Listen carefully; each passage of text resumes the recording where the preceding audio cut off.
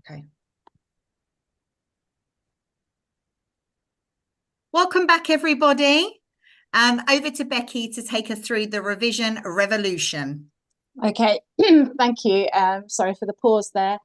But we're going to talk to you this morning about Oxford Revise. We're going to tell you about our new revision guides, which are really starting a new revision revolution, because we're looking at the way that you revise. We're looking at the way that students can retain information so that they have that confidence when they go into their exams. So although there are lots of amazing revision guides out there already, we believe we're doing something new and exciting, and we have all of the knowledge and the expertise of Oxford University Press behind us, which means that we're really confident and excited about what we're going to talk to you about this morning.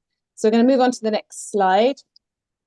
And just to show you our bookshelf as it is at the moment, and it's going to be growing. So this is the range of revision titles that we have already published, and we're going to be adding to them throughout this year and in years to come. So you'll see that we've got a great range of science titles, which you may have already encountered because they were published back in 2020 with a different cover, but we have now brought them into this whole new branding series. So we have the really, really key science titles already published across GCSE and A-level. And we also have a key stage 3 science title, which is really, really popular for all of those schools and tutors who are looking at helping students to prepare for the GCSE phase.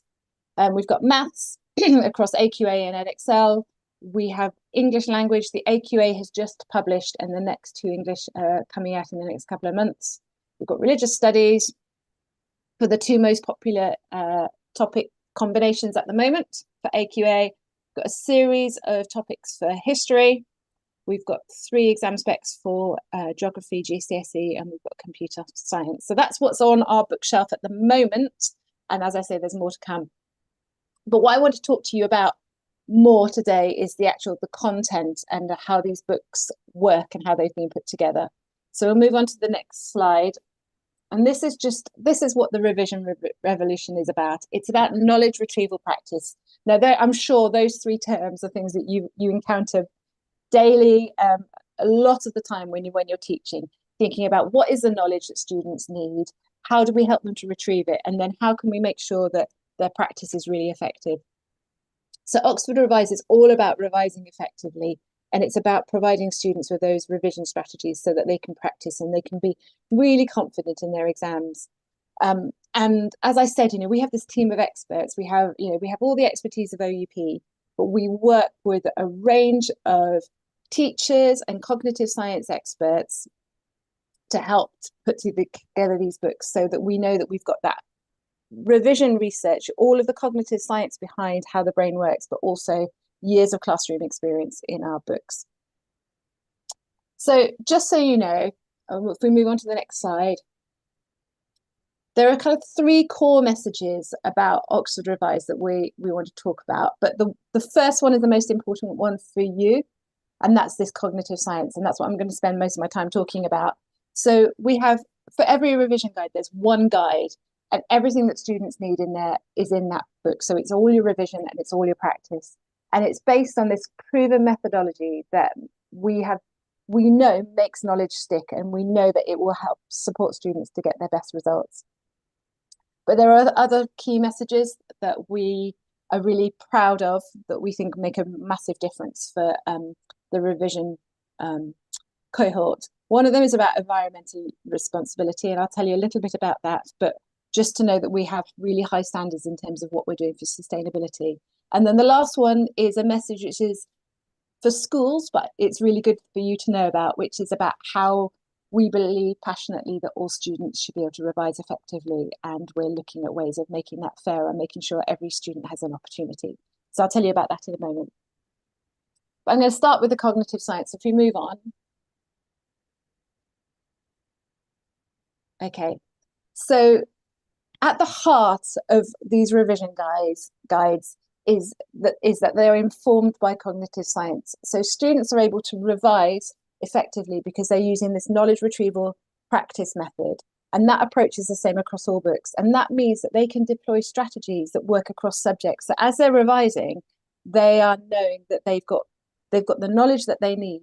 So when they go into those exams, they can use that brain power and they can use their working memory to tackle the exam questions and use all those exam strategies, and being able to recall powerfully what they know. So I'm going to talk you through that a little bit. Actually, if we flick through the next two screens, I'll talk what I'll do is I'll come back to the cognitive science and I'll go into that in a lot of detail. But just on the revision equity, we go back. So if we go back to the championing revision equity, this is just to kind of as a highlight to tell you, we passionately believe that all students should be able to revise effectively for their exams with confidence. We're aware that there are students for whom the cost of a revision guide would be a real challenge. We also know that passing English and maths is a requirement, and we therefore have a scheme in place with schools, which means that schools, if they place an order, they will get 20% of that order for free, which then they can use to give to those students who may not be able to afford one. It's loosely based on what we know are the numbers for free students receiving free school meals, but we're leveling that out across the country, so schools can actually put in their order and then be able to give those books to those students who need it, who might not be able to afford it. So that's what revision equity is about. It's a school's offer, but I think it's a really exciting thing that we're doing that is just leveling things out for students. And then the other thing I'll mention quickly, we move on, is about environmental responsibility. Revision guides are a one-off purchase. Well, we hope they're a one-off purchase. We hope students buy them once, they pass their exams, and they never need to see that revision guide again. But in terms of sustainability, what we want to then do is ensure that it has the highest standards in terms of sustainability. So it's printed on certified FSC paper using vegetable-based inks. It's also printed in the UK, so we can really, really lower our carbon footprint. And on the screen there as well, you can just see our values as Oxford University Press in terms of what we're looking to achieve by 2025 in terms of being carbon neutral and our sustainability goals. So that's something I think that's something that, we know that young people care passionately about the environment, and that's just to assure everybody that what we are doing with these revision guides has environmental responsibility behind it. So that's the headlines of those three core messages, but I'm going to go now into a bit of detail and talk you through the cognitive science. So if we move on to the next slide. So as I said, Oxford Revise is based on this knowledge retrieval practice approach, and that it will be the same for every subject that you revise. You all know about knowledge organisers. They really help students to make connections with the knowledge that they've learned, and that there's a lot of research around how that reduces cognitive load. If everything on the page is clear and the connections are clear between what you know and then the next thing that you're moving on to. So we have used lots of devices here. So for example, this is a geography knowledge organizer, and you can see it's very visual, it's very clear. We will use dual coding, so using an image next to a text so that students can really make those connections. There are I'm just looking at my other screen because there are the principles of instruction, the Rosenshine research around this, which says that we present information in small chunks, we demonstrate how knowledge is connected, and that reduces cognitive load. So all of that is behind the way that these books have been designed. So what we are doing here is we've got this whole idea of being able to understand the main points and the themes of a topic. So students can easily, we've divided these into chunks. So you've got one knowledge organizer with a topic put together so that students can easily see all of the key themes for that topic. And it also helps them to be able to review and revise because they can go back and look at what they've already learned, and they can see it in very easy chunks, everything connected. I'm sure you know all about knowledge organisers. There's lots of research behind how knowledge can be organised to help students to learn. So all of those learning design principles have been put into practice in these guides. So if we move on, then we're going to talk about retrieval. And this is really exciting. I think it's really, we'll know that, you know, in in classrooms across the country, often lessons will start with retrieval practice or quick recall or quizzes, because it helps students to recall that information from their memory. And the more that you test your memory and test whether what you've revised has stuck, the more it will stick. So yeah, research has shown that retrieval practice can improve long-term retention of information. So when you actively recall that information from your memory, you're more likely to lock it into your long-term memory, which is what we want, because we want students to go into an exam and know, for example, question 2, how deep must the ocean be for a tropical storm to form? They just know that's 50 meters. They don't have to be sitting there in the exam thinking, oh, I know this, I can remember it. They know because they have checked that knowledge and they have recalled it. So we have these retrieval pages after every knowledge organizer. Quick fire questions. The idea is that you cover up the answers with a piece of paper and you check how much you know. And if there are questions you don't know, you can go back to that knowledge organizer and check it again. It's great for tutoring. It's great for parents or peer revision, because anybody can cover up those answers and quiz. So, you know, parents can quiz at the breakfast table and they don't need to have lots of information because the answers are right there in front of them. The other thing that is really important is about the forgetting curve. So that we know the Ebbinghaus forgetting curve is about the level of degrading of your memory over time. So if you recall something at that point you're about to forget it strengthens that memory. So what we have done here is we always have a section with previous questions. So what you revised last week, what you revised yesterday, what you revised last month, let's see if you still know it now. That's really important in terms of building up that long-term memory and making sure that you have that knowledge. So we have these previous questions and answers that come all the way through the revision guides, so that you're not just saying, I revised tropical storms, I know it, and I'm moving on to volcanoes next week. You're saying, okay, I'm now revising volcanoes, but I'm going to go back and revise tropical storms, and I'm going to see how much I still know. And I've got those prompts of those previous questions.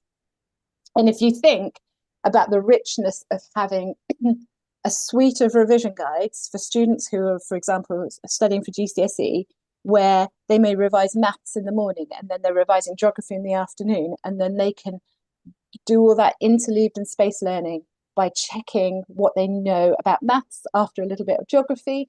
That really helps for that learning to really go into the long-term memory. So there's lots around space learning, interleave learning in the way that these books have been designed. Okay, we'll move on to the last section, which is practice. So any teacher that you talk to will say, if you want to revise for exams, you know, and I know that students don't like hearing this, but the best way to revise for an exam is just to do lots of exam practice, to practice the type of questions you're going to encounter in the exam. You know, students want some kind of quick, easy win, but actually the answer is do lots of practice. And there's a term that's coined in the cog-sci community, so the scientists who look into cognitive science, which is shed loads of practice, or slop.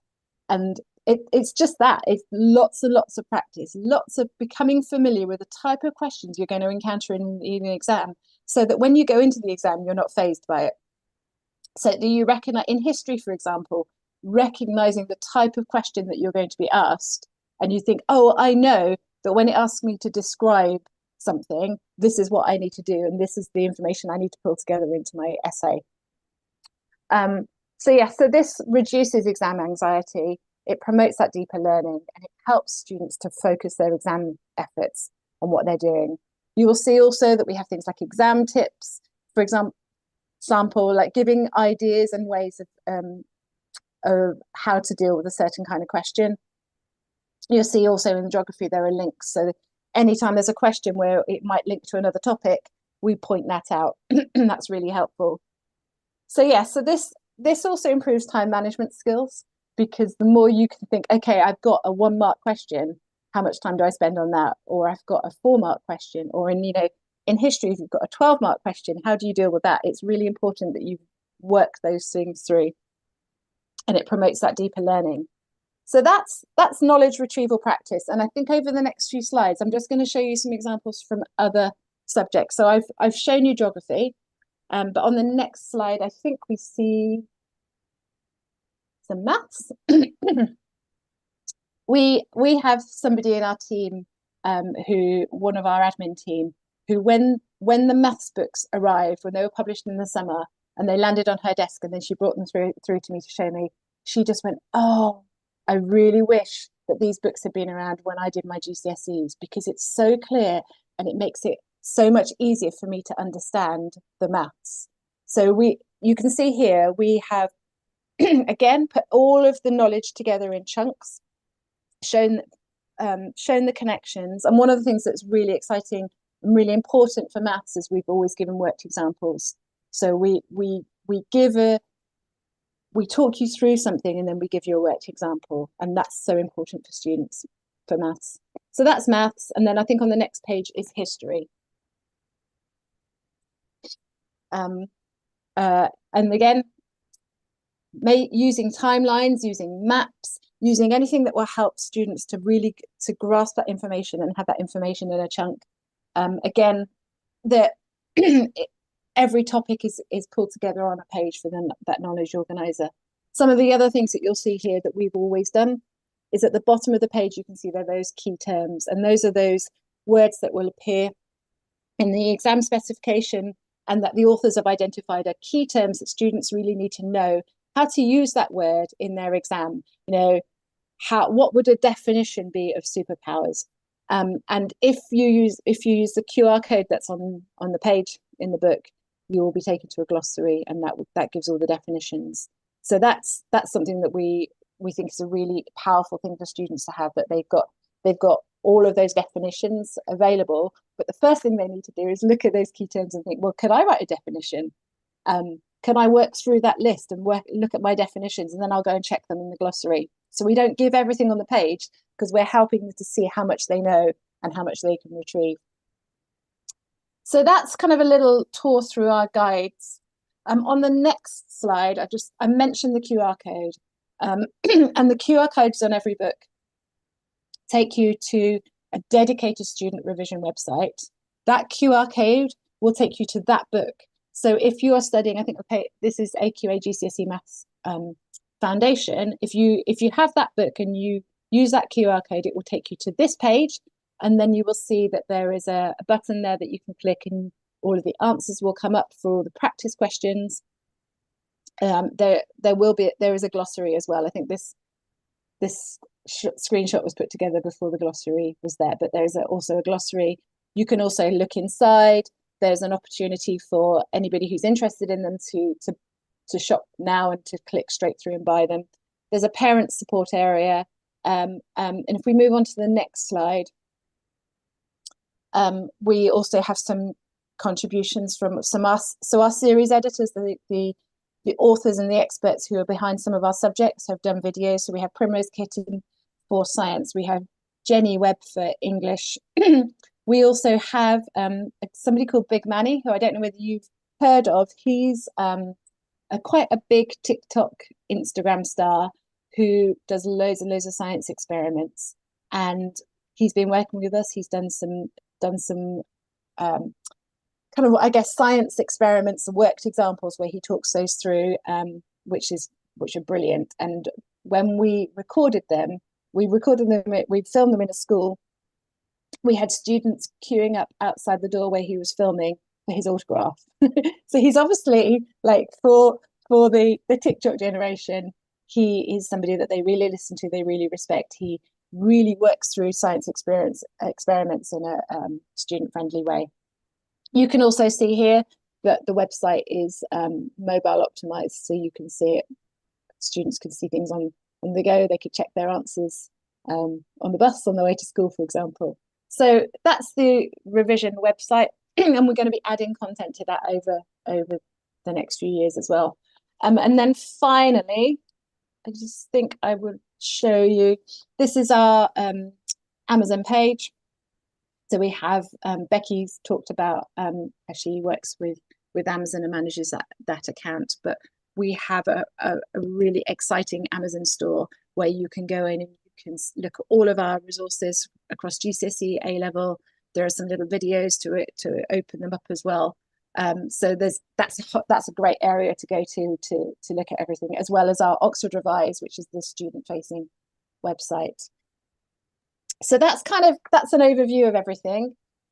I'm around for questions. I know that a lot of people are watching live, or there may be people who are watching afterwards. But if there are any questions now, I'm really happy to answer them. It's been a bit of a whistle-stop tour through, but if there's anything you want to know more about knowledge retrieval practice and that cognitive science that underpins Oxford Revise, do please ask the questions. Becky, thank you so much. It looks awesome. Julie, Christopher, do either of you have any questions? I love the idea of knowledge organisers, but I'm a science tutor. I do science, so math, physics, not math. Don't even know what I teach. Biology, chemistry, and Friday, physics. it's fine. Yeah. Happy Friday. Yeah, it's not Friday, see? It's not Friday. Is it? Oh, don't do that because I won't know what I'm doing. With lots of other revision guides and some student books that have been published by various different publishers, they have got a lot of information in them, and they don't necessarily have everything you need for your high achievers to achieve those really high marks. I know when I first trained as a teacher, the common thought was that if you had this particular student book, that would get you a grade 4 or grade 5 if you knew everything cover to cover. So if you've kind of condensed stuff down into knowledge organisers, is there the depth of knowledge there for the high achievers? That's a really good question. And I think it's a really big challenge for us when we're creating revision guides, because who are you creating that for? Who are you pitching it for? And how do you make sure that it's accessible for those students who are wanting to achieve that 4 or 5, but those students who want that further depth, and we'll be looking for a revision guide to give them that, their 8s and their 9s.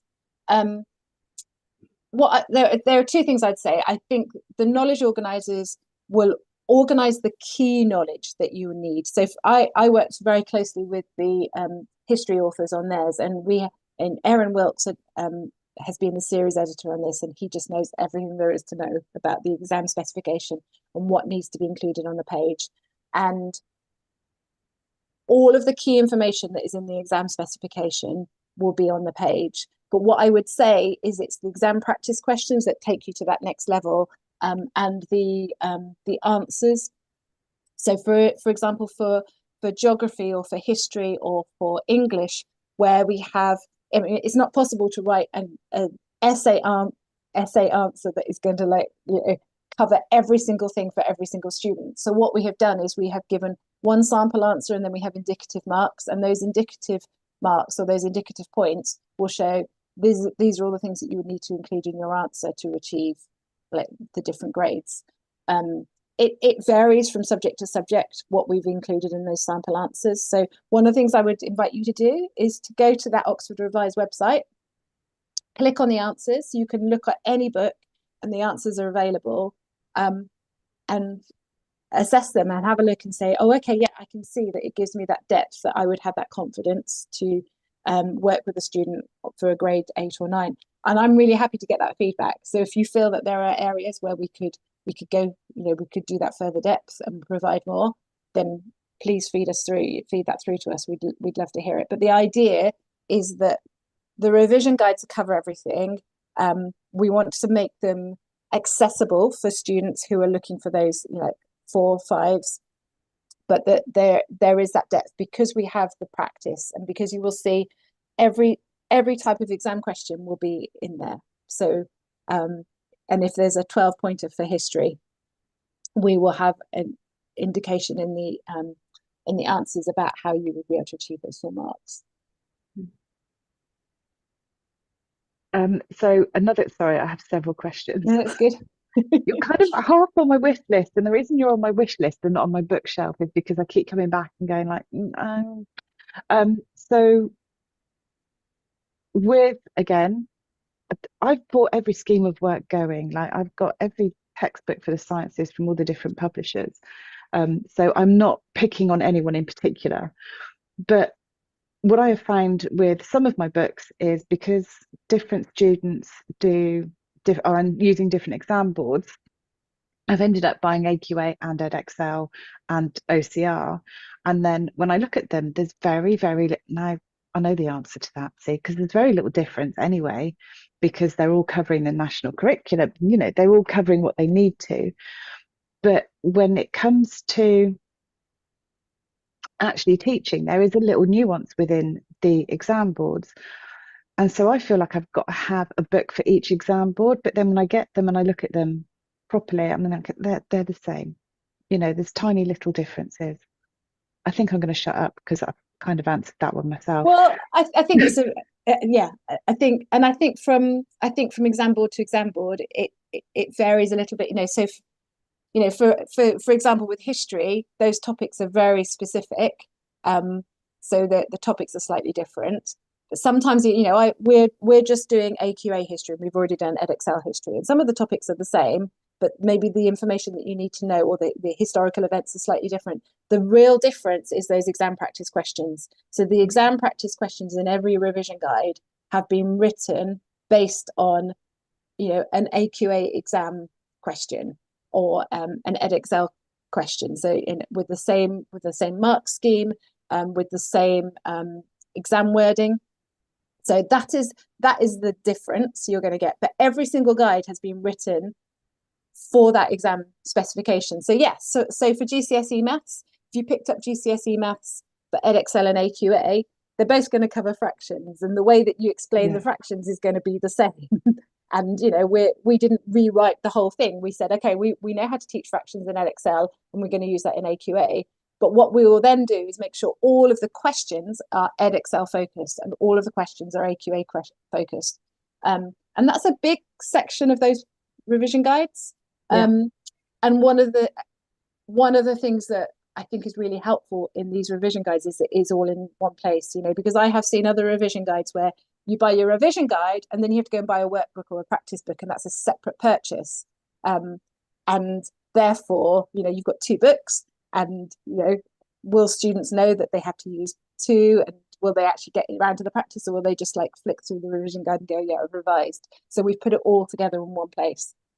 Okay, and then my final thing, as a tutor, I not only cover loads of different examples, but I also cover loads of different kind of, I hate the word ability, but it's the one that works, isn't it?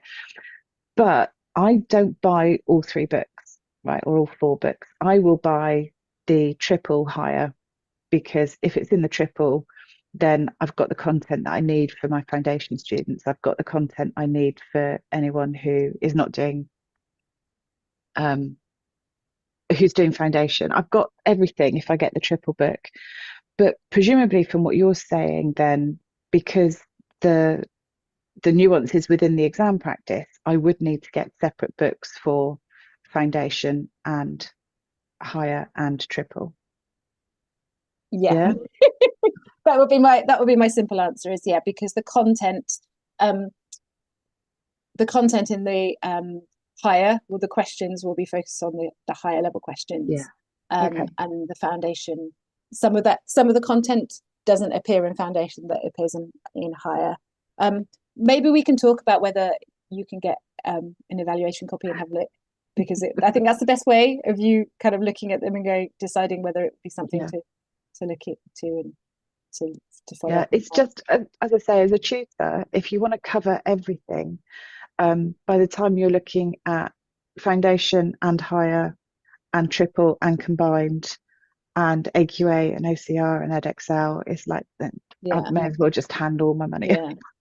But then I think from a student perspective, if I were just studying for foundation, I would want a book that only told me the stuff that I needed to revise for foundation, and not have, you know, and not have a teacher go, oh, you don't need to worry about page 20 because you're not doing that. Actually having a book that says everything in this book, you are doing foundation. If you revise this and you do these practice exams, this is what you're going to encounter in the exam. I think that's a really valuable message for students. And these books are, they are revision guides for students. And I understand that tutors are going to buy one and want to know whether it's something to work through. But as a student, you know, you want to have a book in front of you that reflects the exam you're going to be taking. Yeah. Okay, thank you. I'll be quiet now. I'll let everyone else have a go. Yeah, that's okay. A great question. Fabulous, Julie. Thank you so much. Christopher, do you have anything for Becky or Becky today? Yes, thank you. Yes, I tutor in humanities subjects, history, geography, and religious studies. But my question, I suppose, is applicable to any of the series, and it's about, you know, something I think is really important in revision materials of all kinds, and certainly guides such as this. It's, you know, the what is written down in terms of the words and the content is important to the guidance it gives you, but also another really important factor is the structure, the colors, the shapes, the images, the bullet points, the icons, the sequencing, all of different things which help to embed what is written in the mind. There's a particular revision guide for one of the religious studies GCSEs. I won't mention it, but you open it up and it's all text on white page, and you know, there's a number of students I know have really struggled with that because there's no visual prompt there to embed something in your mind. I suppose the question is, you know, with that in mind, you know, like you were saying about using the research in terms of cognition, were there any particular views or steps taken in terms of those factors I just mentioned, in terms of helping the students to remember what is there in terms of the structure, the colors, and so on and so on? Yeah, does that make completely, sense? Completely. And it's interesting that, you know, the slides I took you through, I used geography as an example because geography is a dream in terms of like knowledge organizers and cognitive science, and being able to use dual coding and having an image with some labeling that makes it really, really clear. But I looked at kind of oversaw history and religious studies, and I will say, you know, history was a challenge at the beginning because the way that the history authors wanted to, you know, there's so much events, you know, and so much of a narrative that you need to contain. You can't just put a timeline on the page and say this is everything you need to know, because you need to know why Henry VIII did that thing and what was the effect. And then there's always these like side stories that go on, and trying to bring all that together. But actually, I'm really proud of what we've achieved, because we have achieved those knowledge organizers where we have collected a piece of info, a chunk of information that is all related, and then we have shown how that leads to something else. And then bullet points where we can, visuals, so like that color that you talked about. So where we move from one piece of knowledge to another, the color changes, just so you know, okay, this is separate information. But everything on that page is collected together because it would all be to do with Henry VIII's fourth wife, for example, which is what I've just been looking at this week. I couldn't tell you which one it was now, which is probably, I need to go back and revise that one. But yeah, so we've worked really hard on that. And like the same with religious studies, really looking at how you make those connections between, if you're looking at the sacraments in Christianity, how they link, how they connect, what are the top 3 things that you need to know about them. So again, I would invite you to take a look. You can look on the website. Maybe we can communicate if you wanted to evaluate a copy and see. But I think you'll be really pleasantly surprised by what we have managed to contain in those knowledge organisers for humanities subjects. Yeah, just on that, if either of you would be interested in evaluating a copy, if you could just share your postal addresses with Odette, maybe you could pass them through to me. That's a great I can idea. get some books or some evaluation copies sent out to you to have a look at. I'm conscious we have 4 minutes left, but Becky, on that, our partnership with Oxford University Press is glorious. And one of the things we have available is a discount. Do you want to just share that? So that discount code is actually specifically for Bond. However, with a little bit of planning in the background for me to get it working on whichever site that we will have it working on, I have got approval for 40% discount on the Oxford Revised books. Wow. So leave it with me for a little longer to get it set up, I can come back to you. Thank you. So you heard it here first, a 40% discount for qualified tutor members. Becky, thank you. We really, really appreciate that. Becky, are you going to be with us in the room at BET? It's yet undecided, but most likely. Wonderful. And we've got Helen Freeman joining us. Becky, do you know if you're attending BET this year? At the moment, I'm not, but that could change. That could change. Okay. So those of you that are attending BET in person or virtually, you will have access to the Oxford University Press and Bond team. They will be definitely with us in the room on Friday. There is a wonderful workshop that Helen and Julia have been working on. Carol, I'm delighted you've booked to attend BET.